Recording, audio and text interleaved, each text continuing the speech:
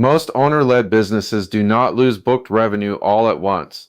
They lose it in the gap between the first call and the second conversation, the gap between the quote request and the next step, the gap between a customer showing interest and someone inside the business actually keeping that opportunity moving. Most people call this follow-up. I call it demand recovery, because follow-up sounds like a reminder task. Demand recovery is what it actually is, the process of keeping real business opportunity from going silent. And this gap is one of the most expensive leaks inside owner-led service businesses. Here is what it usually looks like. Someone calls the business. Maybe they speak to someone. Maybe they leave a voicemail. Maybe they fill out a form. Maybe they ask for a price. Maybe they say, "I'll think about it." At that moment, the opportunity is still alive. There is interest. There is intent. There is a real person with a real problem. But then the business gets busy. The owner is in the field. The office person is juggling calls. The technician needs information. The customer is waiting. Nobody knows exactly who owns the next step. And slowly, the opportunity stops moving. That is the demand recovery gap. It is not always dramatic. It does not look like a big failure. It usually looks like silence, a call that was supposed to be returned, a message that sat too long, a priced opportunity that never got a second touch, a customer who was interested yesterday but booked with someone else today.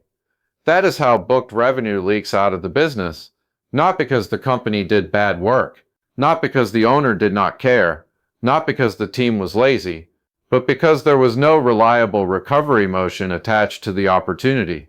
And this is why more demand does not fix the problem. If the business is already losing opportunities in the gap, creating more demand only creates more gaps, more missed messages, more forgotten callbacks, more unconverted demand, more pressure on the owner to remember everything, more opportunity sitting in limbo. The real question is not, how do we get more people interested? The better question is, what happens after they show interest? Does the business respond quickly? Does someone own the next step? Is there a clear client flow?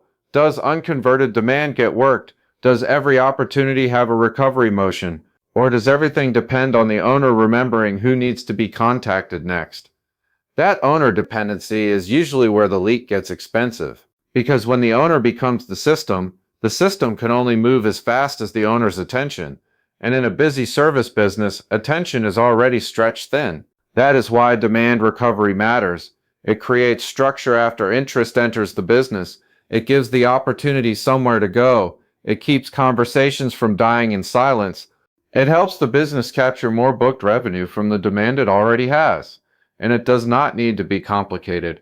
A strong demand recovery motion starts with a few simple pieces: fast acknowledgement, clear ownership, a defined next step, consistent communication, visibility into what is still open, and a way to bring quiet opportunities back into motion. That is the difference between random follow-up and revenue recovery. Random follow-up says, "I hope someone remembers to check in." Revenue recovery says, "This opportunity entered the business and it will not disappear without being worked."